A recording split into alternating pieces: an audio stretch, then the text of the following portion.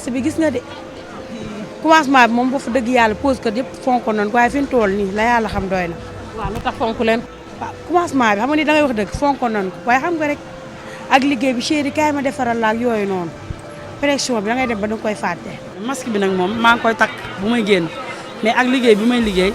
outils yi may yor di utiliser sama gémmiñ ak yooyu moo tax du ma ko mën a takk. wax dëgg yàlla télé yaa ngi koy wax rajo yaa ngi koy wax mais nag nit ak liggéeyam. ñun de ñu ngi takk man dañu may ree fii sax ne lu tax man dindiwu ma masque bi ma ne ko miin naa ko ba pare waaw xam naa ni takk bee gan daal waaw pour feebar bi daal nga bañ bu dee yow yor nga sax nga bañ walla keneen. marché yet kenn takkatul masque kenn gisul mën nga dañuy fàtte nit ñi dañuy fàtte sax ne Covid am na mais tant que dégluloo journal baa nga lire journaux yi doo xam ce qui se passe. man mosuma takk masque yaay booy. mu nekkoon jamono yi ñuy waajal tabaski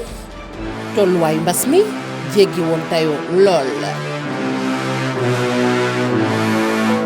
fukki fan ak juróom-ñaar ci weeru juin atum 2021 Institut Pasteur bu Ndakaaru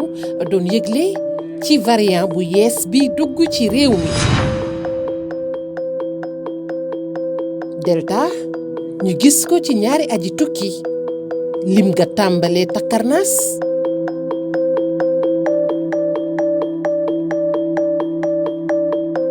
ñetteelu wàgg ba ne saraax jaaxle nag am dëgg. troisième vague man damay wax tsunami la tsunami moom maamu vague la fi ñu toll nii foofu la ñu toll l'heure est vraiment grave affaire fi ñu toll nii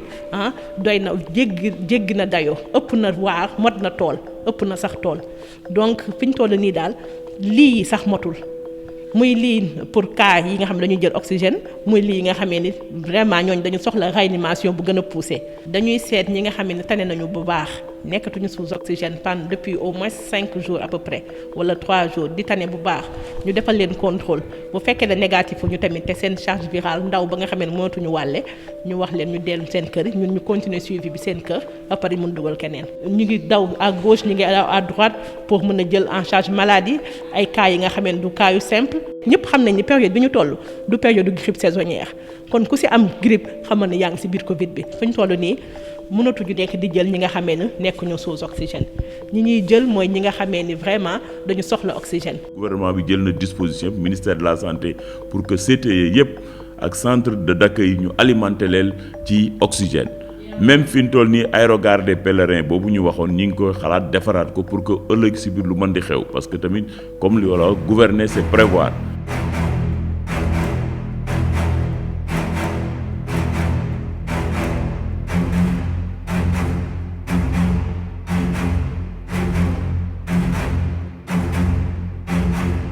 oxygène bi léegi comme que état bi nee ne da koy réguler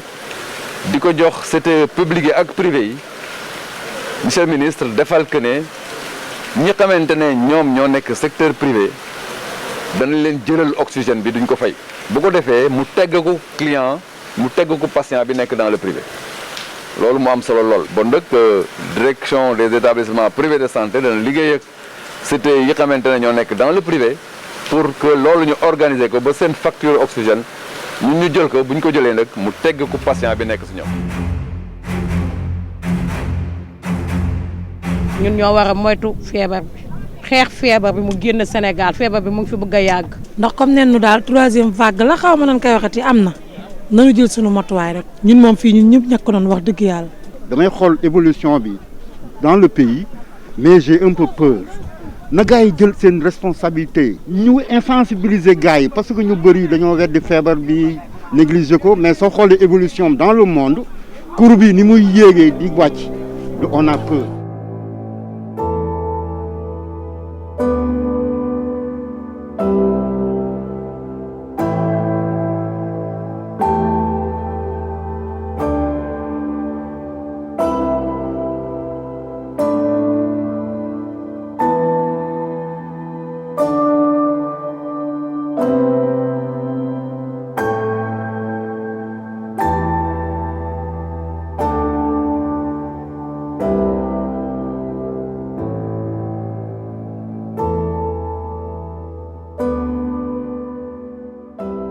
li Sénégal wàññi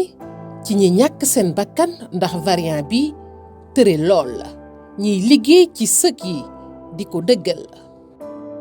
Avant Covid, on faisait une dizaine, 12 enterrements par jour. Bu Covid est installé, c'est en 2020, on était arrivé jusqu'à une vingtaine, 15, 17, 18, 20, ça variait quoi. Mais depuis 2 semaines quand même, on a constaté qu'il y a eu une recrudescence enterrement yi. ñu toll ci ay fanweer ak ñeent tegle nañ ko ñetti fan yi nga xam ne on est à ñu am 34, 32, 33 ci lay varié léegi. soo duggee ci biir cimetière pour suul fanweeri minute lañ la autorisé parce que rang bi dañuy jiitalante ñi topp dañ doon xultu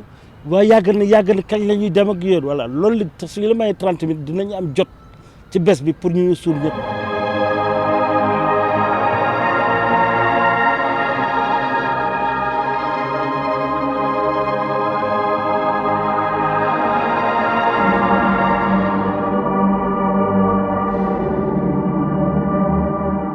mu dem sax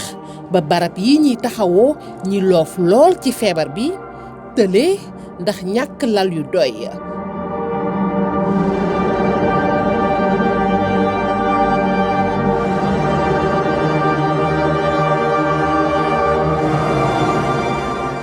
bu loolu weesoo nag test yeeg na mu tëddee moo waral suñuy tànk ci Institut Pasteur. li ko waral tolluwaayu jamono mbokk yi tey ñu fas yéene waxtaanee nag ay ponk yu am solo xam ngeen ni bokk na ci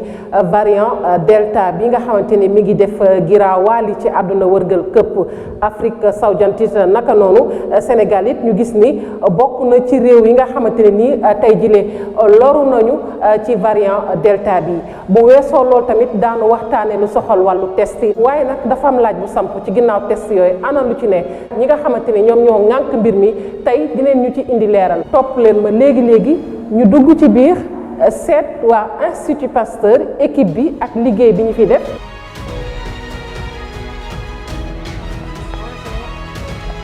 Ça va bien, c'est bien docteur Gamou Fall virologue tey télévision Futurs Médias daf leen seet si woon fii ci Institut Pasteur ngir xool liggéey bi nan la tëddee ci jamono ji xam nga sànq maa ngi koy wax bi may dox ak li xew variant delta beeg jafe-jafe yi gannaaw loolu test yeeg yooyu. ok jërëjëf Fatou Kiné ñu ngi leen di remercier ci visite bi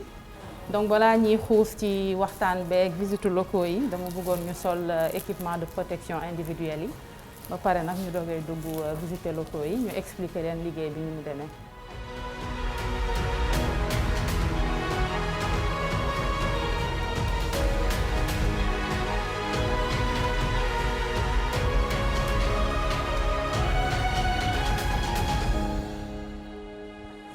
Voilà, merci. Ok.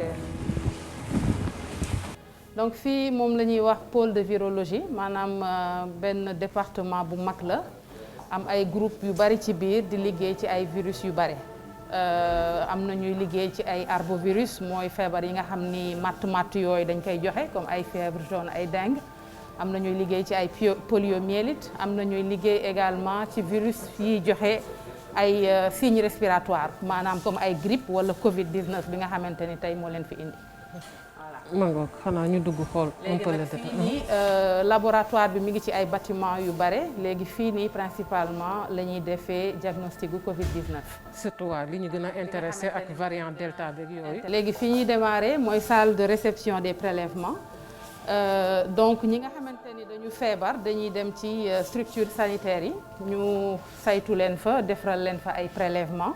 léegi prélèvement yooyu ay ambulance ñoo ñu koy indil fii Institut Pasteur donc am nañ équipe boo xam ne liggéeyam mooy jël prélèvement yi ci suuf yéege ko ci kaw laboratoire bi léegi salle bi muy njëkk ñëw mooy fii ci biir salle réception bi. fii la prélèvement yi di njëkk yéeg si bu jugee ci terrain bi léegi li ñuy njëkk a def mooy prélèvement yi buy ñëw léegi ci district sanitaire yi dañuy enregistrer patients yi jox leen benn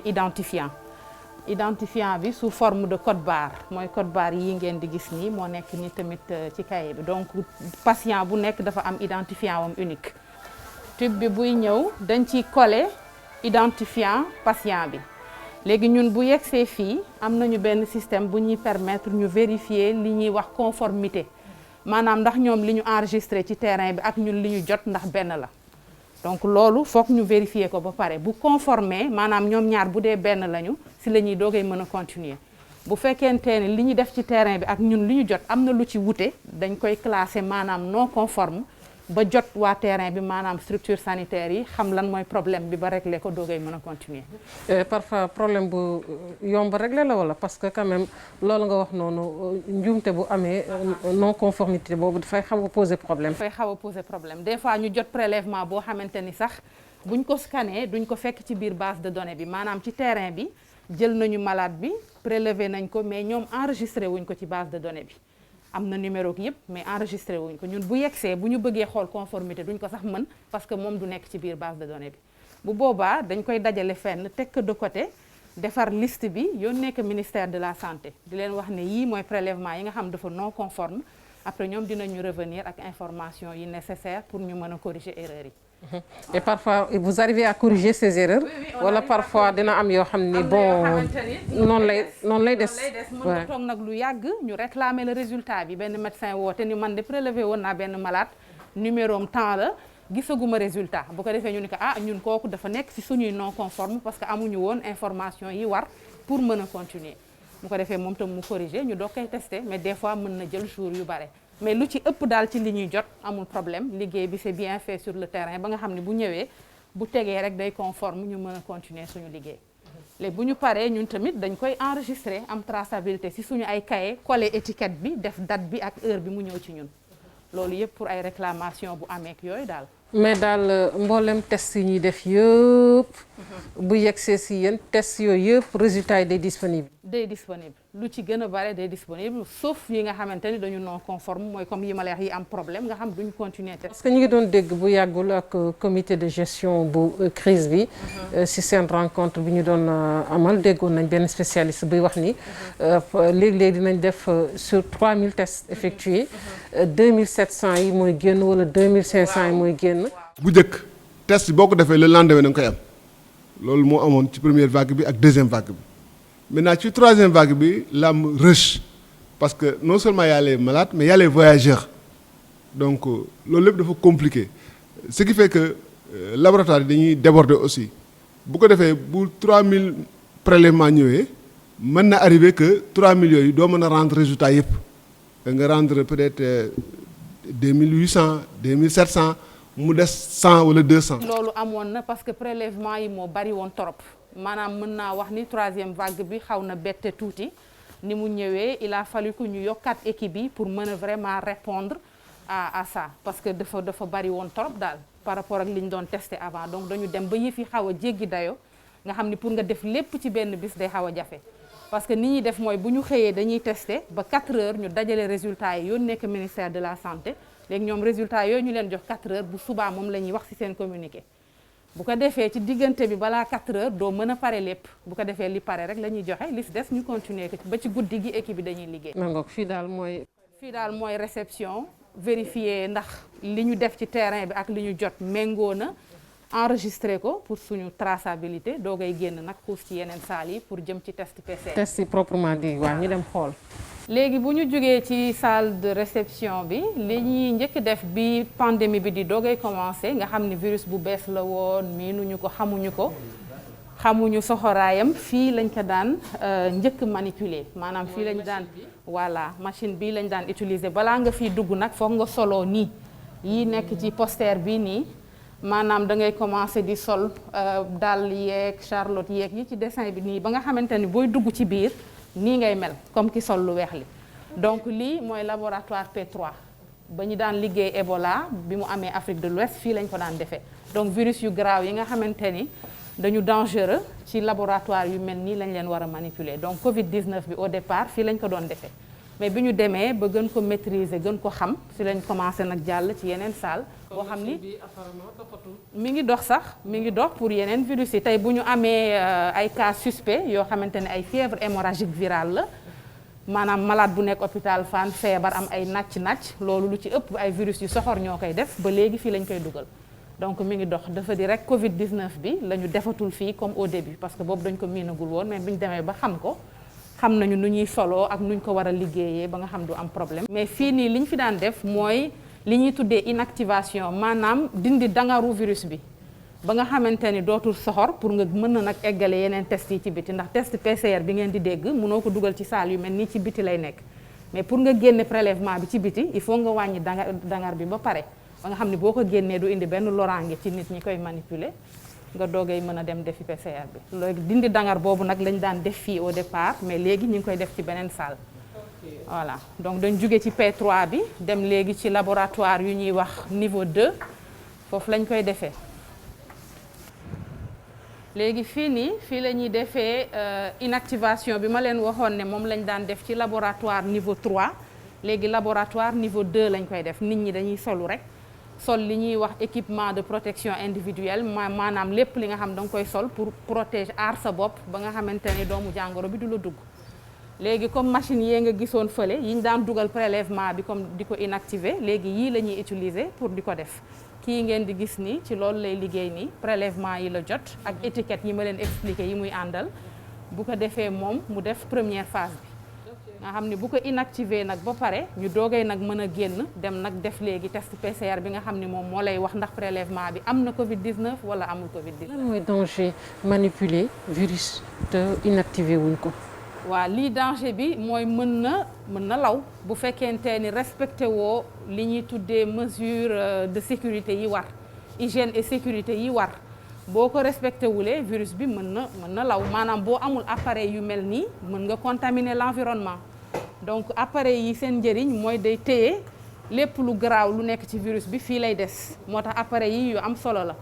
dañ koy contrôler presque chaque weer am nañ ay équipe yu nekk ci institut bi ñoo xam dañuy ñëw contrôler ñu wax ñu vraiment que appareil bi mi ngi dox ni mu waree pour ñu mën a continuer di ko utiliser donc lii daal day aar kii di liggéey ba pare aar tamit environnement bi et loolu c'est important voilà.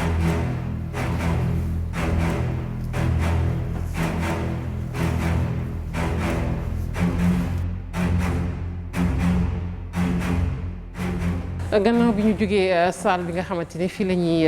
fa la ñuy inactiver virus bi bu ngeen ko déggee mooy fi nga xamante ni fa la ñuy wàññee doole virus bi ba du contaminer environnement baak yëpp ñu yegg si beneen salle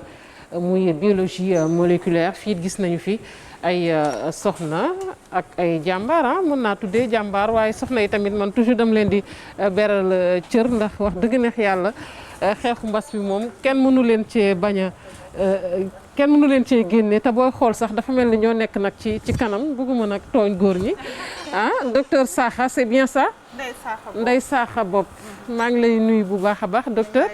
wax naa ko léegi man ñu nekk fii ci salle de biologie moléculaire fii mu mel ni gannaaw ba ñu reyee doomu jàngoro ji ak yooyu inactivé ko fii tamit am na beneen pàcc bu am solo bu ngeen fi def ci wàllu liggéey bi mu mel ni résultat yi jëm sax ci ministère de la santé fii lay tukkee. Comment se passe l'organisation? D'accord bi leen docteur Gamou expliqué inactivation bi ba pare buñ ci paree fii la ñuy indi échantillon yi fii nag virus buy dund du dugg fii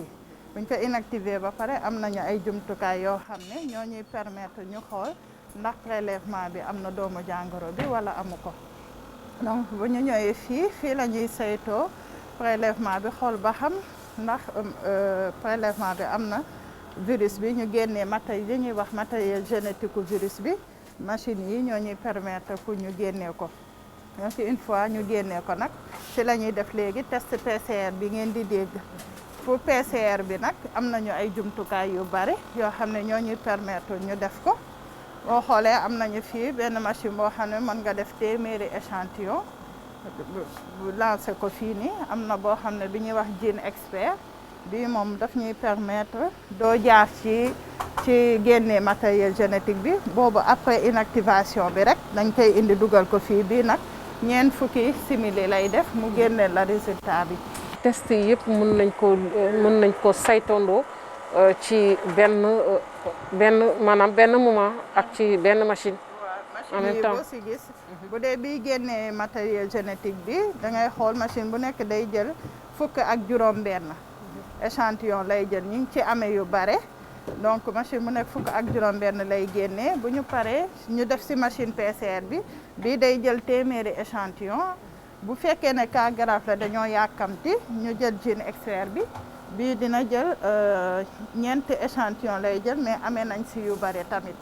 moo ñuy permettre ñu rendre résultat yu gaaw pour cas grave yi. léegi bu ñu paree si yooyu am nañu aussi yeneen machine PCR yu ñuy permettre aussi ñu rendre résultat yu gaaw mooy yii ni système coréen la yi machine bu nekk day def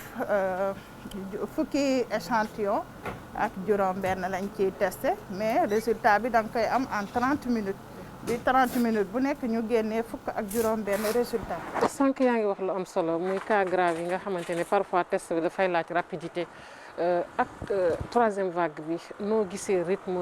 cas grave yi nu muy ñëwee ni ngeen daan test ci bu njëkk cas grave ak léegi li ngeen di test ci cas grave boo koy xayma tey lan ngay wax.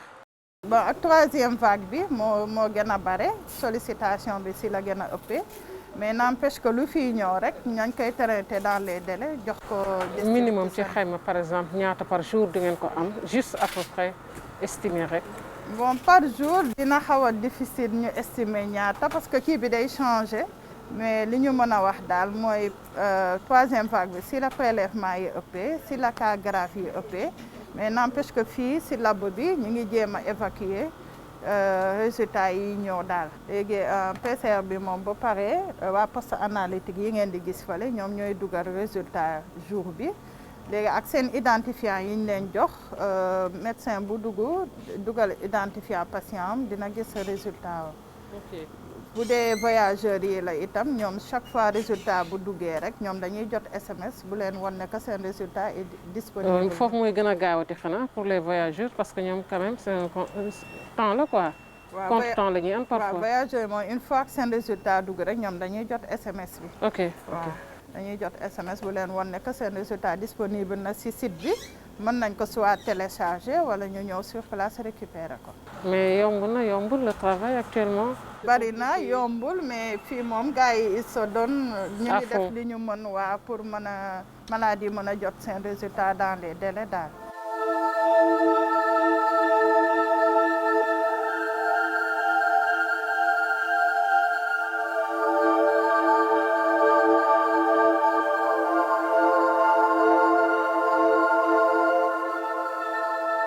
fii mooy plateforme de séquençage mu mel ni également fii lu jëm ci doomu jàngoro yi am na benn liggéey bi ñu ciy def xam naa mooy tax sax nag ñu xam dëgg-dëgg variant yi ñuy dégg ak variant delta bi salaamaaleykum. bonjour docteur Faye Ousmane c'est bien ça. exactement. voilà docteur Faye séquençage bi ñuy wax dégg nañ ñuy wax sax ni tey boo jëlee daanaka ci séquençage yi ñuy def. nga jël virus yi maanaam téeméer boo jël juróom-ñaar fukki yi variant delta bi la mais balaa ñuy dugg ci variant delta bi parce que wax naa ko tey li ñu gën a yëkkati bokk na ci variant delta bi mais séquençage bi nan la leen di dimbali ci seen liggéey. waaw séquençage bi dafa nekk pàcc bu am solo ci liggéey bi ñuy def ndax bu ñu jógee ba xool ñi nga xamante ni feebar nañu ba ñu ne nii am nañ ko ñii amuñu ko ñi ko am dañuy xool maanaam doomu jàngoro bi nan la tëdd ci ñoom loolu mooy daal day mel ni ma la ko mën a mandarga mooy carte d'antivirus bi. pour wane ni vraiment nii la tëdd loolu nag dafa am solo ci ñu koy xool ndax bépp épidémie bu am da nga war a saytu yow épidémie bii fu mu jóg te loolu mbirum séquençage bi moo la ko mën a wax. mbirum mandarga rek mën naa la jox benn exemple épidémie Ebola bi amoon Guinée fan yi passé xam nga en fait bi épidémie amee ñu yëpp ñu ngi naan waa fan la jóge ñoom dañ ñu indil échantillon yi fii ñu xool doomu jàngoro Ebola boobu gis effectivement nan la ñëwee. te loolu dafa nekk moo lay wane ni effectivement li dafa am solo pour ñu nga koy saytu pour xam doomu jàngoro bi fan la jóge beneen affaire bi tamit mën na la permettre yow nit ki bu ko amee yow nga xool ndax jumtukaay yi ngay utiliser dina la permettre nga gis ko am déet loolu dafa am solo maanaam également dina la permettre nga suivre vaccin yi dina suivre également traitement yi ndax dina efficace am déet loolu maanaam dafa nekk liggéey boo xamante ni daal lu am solo la te dina permettre ñu déterminer virus bi xool nan la tëdd. justement variant delta bi ñuy wax nan ngeen ko découvrir au moment des séquençages. c'était facile. waaw xam nga variant delta en fait yomb na parce que même avant variant delta bi di ñëw yeneen variants yi amoon parce que depuis mois de mars 2019 bi virus bi duggee ñun commencé nañ ko séquence donc doon nañu gis maanaam yan ligne maanaam yan variant ñoo fi nekkoon dañ ko doon topp chaque ñetti weer ñu def séquençage après ñu dem ba léegi chaque ñaari weer après ñu dem ba chaque weer léegi chaque fukki fan ak juróom dañ koy topp ñun biñ ko njëkkee gis ñu ngi ko gis ci ay échantillons mois d'avril ñu ngi ko séquencé woon au mois de mai juin ci lañ ne variant delta bi dugg si ñu def nañu benn communiqué boo xamante ni yónnee woon nañ ko ci rédaction yi ne leen variant delta bi del si na te variant bi liñ ci dégg doy na waar kon bokk na nit ñi fagaru bi ñu ñëwee mois de juillet bi ñu mujjee def plus de ñaar téeméer am na c'est-à-dire maanaam dem na ba occuper 60 à 70% échantillons yi nga xamante ni moom la ñuy séquence loolu nag dafay nekk day indi peut-être jafe-jafe maanaam comme ni ñu xamee variant delta bi dañ ne vraiment wàllante bi dafa gën a ëpp te gis nañ ko aussi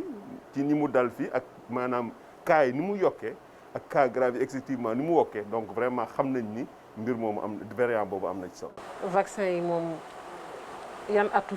vaccin yi man li may wax lépp vaccin yëpp baax ñàkk jël vaccin kay moo baaxul mais boo ci jël rek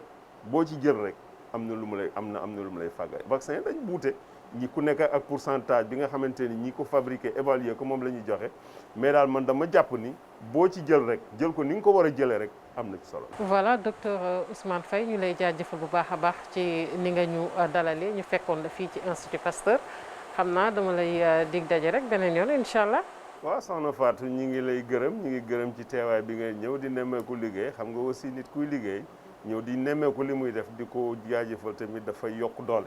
te loolu tamit gis nañu vraiment yéen a ngi ciy taxaw ñu ngi leen di gërëm ci liggéey bi ngeen di def ci mbirum santé dinañ suivre say émission te it di ko rafet.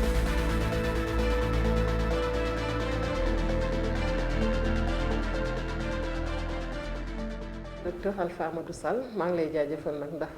yaa ma yombalal liggéey bi tey ci Institut Pasteur ci jamono yu xaw a sax xat lool fii Institut Pasteur ban mbébét ngeen am ci ëllëgu Sénégal ëllëgu Afrique ndax ku ne xam na ni jamono lañ toll joo xamante ni ñu ngi koy wax ay variant xëy na delta bi la ñuy wax jamono jii mais variant yi bari na te yeneen variant dina ñëw ëllëg dans le domaine de la recherche lan la Institut Pasteur di def. waaw jërëjëf Fatou maa ngi lay gërëm di la sant ci visite bi li ngay def am na solo trop di xamal askan wi fu ñu toll ak ñu ñuy liggéeyee pour ñoom li am solo ci wàllu gëstu ci liggéey bi ñuy def mooy day seet tolluwaayu xam-xam parce que adduna yëpp ku nekk day xool ca askan fa mu nekk feebar bi nag réalité bu nekk dafay am yu bees yoo xam ni ña fa nekk foog ñu gëstu ko ñun bu mu mënee wax ci gëstu ak li suñu mbébét mën naa ni si ñeent ba juróomi ponk la bi ko jiitu mooy doomu jàngoro ji foog ngay xool toujours nagam day soppaliku ou pas mooy loolu indi variant loolu nag am na équipe bu si xarañ boo xam ne loolu rek mooy liggéeyam te loolu ma ngi ko commencé depuis daaw mois de mars ñuy saytu am na yu bari yu ñu si gis mais variant yi ni mu mel léegi wute na gën na yokku ci gàttal boo xoolee fi léegi mai ak léegi variant delta bi mu fi duggee ak léegi dafa yokk bu baax léegi mën na ni téeméer boo jël mën nga ni juróom-benn fukk wala juróom-ñaari fukk variant bi la loolu nag da lay wan ni muy gaawee di diffuser ba pare di bàyyi xel ni ñu ko war a def balaa muy gën a wal si askan bi donc loolu benn ponk la ci li ñu liggéey ñaareel ba mooy comprendre itam nit ñi bu ñu feebaree ban garab lañ leen war a jox parce que wàllu Covid day am toujours ay garab yu bees yu génn ñun par exemple dañu ànd ak professeur Seydi ñuy liggéey ci pour que garab boo xam ne daf fi ñëw wala nit ñi ni baax na balaa ñu koy wasaare ñu wóor nañu nit loolu baax loolu moom lay tubaab di wax recherche clinique kon duñ koy def pour ni ñuy fajee askan wi ci wàllu Covid parce que toujours ñu dégg lu bees ñu xool nagam loolu baax na gëstu ko ba mu wóor balaa ñu koy joxe. ñetteelu xam-xam ci li ñuy liggéey mooy xool ni mbir bi di wasaare ak fu mu toll ñu koy natt dafa am solo parce que am na feebar bi bu baree fenn war nga xool lu tax mu bare bu ñàkkee fenn lu tax mu ñàkk parce que loolu day am importance si nii nit ñi di protéger woo ak ni nga xam ni feebar bi dina fi mën a jaar ci fekk moom loolu la ñuy wax épidémiologie dynamique de transmission loolu loo xam ni lu am solo la ci li ñuy liggéey am na wàllu woo xam ne itam dañoo ànd ak ay anthropologue di ko liggéey mooy ni askan bi di dundee mbir mi wala tey bu nit ñi nee duñu ñàkku wala bu nit ñi nee dafa am loo xam ne dañ ko ragal ci feebar bi am nañu ay équipe yoo xam ne dañuy ànd ak ay anthropologue ñu dem laaj leen ni par exemple yéen waa lu tax par exemple doo leen ñàkku li ñu jàng si feebar yooyu mooy nit ñi bañu nu ñàkku xëy na dana war a leeral lu tax ñu war a ñàkku te aussi dañuy dégg lu bari lu nekk si ñàkk yi mais souvent boo toogee nga wax ak ñoom nga expliquer leen ñaare souvent dinañu comprendre bu ñu comprendre bu leen information bi doyee souvent nañ dem ñàkku parce que ñàkk bi si la jàmm ñëpp nekk. leneen li ñuy liggéey nag ci wàllu Pasteur suñu ay recherche mooy itam di xool wàllu saytu muy diagnostic tubaab di ko wax diagnostic nan la ñuy def ba buy virus bi di soppaliku wala buy am yu bees saytu boobu di gën di baax parce que kooku foog ngay toll ni ngay say jumtukaayu saytu foog nga koy xool foo toll di ko natt bu amee lu soppeeku yow tamit nga soppali jumtukaay bi pour loolu mën a ànd wàllu yooyu si dañuy gën a yëngu mais lépp mën naa ne wax su ñuy def si affaire Covid ñun dañ koy xalaat am na wàllu boo xam ne nag ci wàllu vaccin bu nit ku ñàkku lan lay def si yaramam yooyu yëpp ñu ngi koy gëstu ci wàllu feebar bi ni muy doxee si nit ñi mooy li ma doon wax sànq recherche clinique moom daal si gàttal tënk loolu laa la mën a wax. ci wàllu virus yi également xam nga dañuy wax virus de demain askan wi ci lan la ñu exposé lu leen mën a xaar ëllëg balaa ñuy jeexalee ci lu ñu war a def. waaw wax loolu nga laaj am na solo trop li ko tax a am solo mooy xeex tey baax na waaye leen la ñëw suba ëpp solo et lu ëpp suñu gëstu loolu la léegi loolu li ma ci mën a wax Institut Pasteur ci taxawaayam ñetti taxawaay la si am ci wàllu gëstu bi ñun depuis ay at lépp luy doomu jàngoro yu bees dañ ciy yëngatu mën na ni ci équipe yi gën a xarañ ci àdduna fi la nekk jamono yële déggoon ngeen virus bu naan Zika ñun bi ñu ciy liggéey 2007 la ñu commencé si liggéey balaa muy nekk problème ba bi nga xam ne bi mu ñëwee ba nekk problème ci àdduna brésiliens yi ak mexicains yi fi la ñu ñëw seet si pour sénégalais yi jàppale leen fii Institut Pasteur. Ebola ak zalika noonu Ebola Afrique centrale nga xam ne bi ñëw Afrique de l'Ouest ñun fekkoon nañu pare parce que yëpp dañ ciy gëstu ñu war a ñëw suba nag ñun dañuy wër li ci àll yi parce que feebar yi nar a kii yi ñoo ngi ci àll yi ñoo ngi ci mala yi et tey nii am nañu programme bu actif boo xam dina dem ci gox-goxaan yi di xool ci yooyi ci janax yi di xool OLG si nit ñi di feebar lan moo si nekk jàngoro boo xam ne xëy na tey lu tuuti la waaye ëllëg ak si biir bu ñu ci deful naa mën a nekk luy poser problème loolu genre investigation yooyu lu nu am njëriñ la si li ñuy liggéey mais ëllëg itam dafa laaj nga taxaw si jumtukaay ci jamono yi passé njiit réew bi ñëwoon na fi di xool benn projet bu ñu fi defoon boo xam ne bii mooy defar wàllu jumtukaay saytu ñu koy wax diagnostic yu gaaw yi loolu Institut Pasteur da koy xool pour li ñuy liggéey tey waaye bépp jàngoro bu ñu yaakaar ne mën a nekk lor suba commencé noonu di ci gëstu tey lu mel na fièvre jaune lu mel na ngas lu mel na Ebola lu mel na li ñuy wax rubéole yooyu yëpp ay feebar la yoo xam ni ñoo ngi tabax jumtukaay pour que ëllëg bu nar a dal suñu kaw fekk na ñun pare noonu donc wàllu jumtukaay ci wàllu saytu moom loolu industrie boobu ñu dañ ci taxaw moom la ñu gisoon mais dañ ko bëgg mu nekk laboratoire pas yu mag yu ni ñuy déplacé mais mu nekk ay test yu ndaw yoo xam ni foo nekk ci Sénégal mën nga ko fa liggéey loolu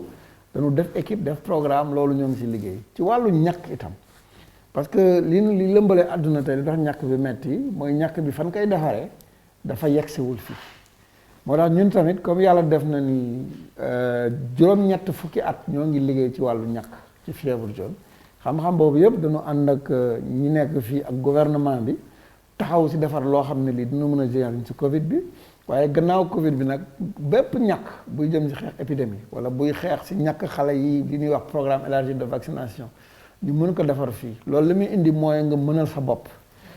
sa bopp li muy indil mooy feebar bu toll ni tey bu amoon ñun mën nañu defar suñuy vaccin xëy na feebar bi dana fi gën a néew parce que nit ñi dinañu gën a couvrir ci wàllu jumtukaay boo xam ne luy xeex feebar ak épidémie ñu loolu na si taxaw bu baax ci wàllu ci préparer ëllëg lu mujj li mooy wàllu tàggat xale yi tey Institut Pasteur at bu nekk am na lu mel na 150 nit yu ñuy formé fii wàllu technicien ba ñi nga xam ne dana am doctorat loolu li ñu si jublu rek mooy tey xam-xam ci wàllu yooyu màcc ba nga xam ni fii law fi ba tey bu ñu soxlaa nit ku nekk ci benn gox-goxaanu Sénégal ñu mun ko fa yebal mu jàppale liggéey bi loolu aussi lu am solo la donc day defar ay bourses day offrir ay opportunités de stage loolu aussi lu am solo suñu liggéey la. ñu jeexalee ak laaj bu mujj bi askanu Sénégal ñi ngi seetaan docteur lan moo war a nekk comportement askan wi. waaw jërëjëf laaj boobu am na solo trop ci wàllu boobu moom ñetti message laa am benn message bi ëpp solo mooy fi ñu toll nii tey mbas maa ngi fi mooy priorité moom noonu góorgóorlu ba mu jóge fi nit ñaa ngi wut ñàkk nit ñaa ngi def saytu waaye li ci ëpp solo mooy tundiku bañ a infecté loolu nag li koy indi mesure barrière yi am na ci solo di takk sa masque di utiliser gel di raxas sa loxo ñaareel ba mooy saa yu nit yi dajaloo am na opportunité moo tax dajaloo moom lu ñu ko mën a wàññi moo gën ndax bu nit ñi baree day am opportunité pour feebar bi wàllante bi am waaye day am opportunité ku jóge dellu fa nga jóge woon feebar bi gën a tas loolu moom lu ñu ko mën a def ba mu gën a néew rek loolu moom lu am solo la ñu bàyyi ko xel ñetteel bi itam mooy bu jumtukaay amee dafa am solo nit ñi di ko jëfandikoo tey bu amee ñàkk nit ñi sonn ci lool pour defar wala sonn ci lool pour mu ñëw te nit ñi bëgguñu ko loolu isam day poser problème parce que nit ku ñàkkuwul ki xëy na moom bu feebaree dana sonn waaye dana sonal ñi mu nekk donc tant que ñëpp ñàkkuwunu ba mu yegg ci benn niveau kenn nekkul ci jàmm parce que gis na am ñuy ñàkku di feebar am na ñoo xam ne ñi itam même boo ñàkkoo booy feebar bi day gën a néew donc ñàkk li moom lu am solo la lu nu war a li nu war a jublu ñeenteel bi mooy nit ki bu feebaree dafa war dem kër docteur loolu dafa am solo itam pour ñuy laajte parce que foofu souvent la ñuy gis feebar bi wala leneen kooku mooy message bi njëkk bi ñaareel message par rapport ak ëllëg nit dafa war a xam ni feebar en général mbas buy door ci benn communauté lay dooree buy mujj itam ci benn communauté lay mujj donc askan bi bàyyi xel si ni bu ñu gisee loo xam ne daawuñu ko gis wala feebar boo xam ne bi dañu ne guléet ñu daw dem seeti waa kër docteur pour laajte leen parce que ñoom am na lu ñuy seetee lu xaw a jaaxal dana yegg ba fi mu war a yegg ñu jël ay disposition ba nga xam ne même bu nekkee lu ndaw mënuñu ko fa yamale balaa muy law donc cette espèce de surveillance communautaire dafa am solo kooku moom nañ ko bàyyi xel bu baax a baax pour déwén ñetteel ba nag mooy ginnaaw di yëgle bu ñu gisul lu jaaxal di dem kër docteur bépp loo même bu dee feebar loolu dafa am solo parce que fi mu nekk am nañu ay nattukaay yu nekk ci biir Sénégal yoo xam ni am na loo xam ni dañ koy gis toujours xam nga nawet jot nit si biir loolu ñuy gis la mais léeg-léeg am na loo xam ne boo xam ne bu ñu ko nattee gis ni lii amu fi woon day gën a indi gëstu ci loolu donc loolu li koy indi mooy nit ki bu feebaree bañ a toog këram muñ wala jël garabam toog loolu na dem seeti docteur loolu dafa am solo ba pare environnement bi mu dëkk mu bàyyi ko xel parce que feebar yu bare tey mën nañu ni juróom-ñaar fukk yi ci mala lay jógee donc nekk nag mala yeeg nekk nag fi mu dëkk ak cet bi am na voilà promise loolu lu am solo la bu nu dëkkee nanu bàyyi environnement bi nay set mala yi nanu xool bu baax na koy jënd ku dëkk ci booru àll itam souvent ñoom ñooy dugg jël feebar bi génne loolu yëpp dafa tax ñu doon ko war a bàyyi xel dëkkuwaay bi assainissement bi set bi mooy li njëkk indi protection ci askan bi. jërëjëf docteur ñu ngi lay jaajëfal bu baax a baax mbokk yi ñoo ngi leen di sant di leen gërëm bu baax a baax ñu mujjee woon ak docteur Alpha Amadou Sall nekk administrateur bu Institut Pasteur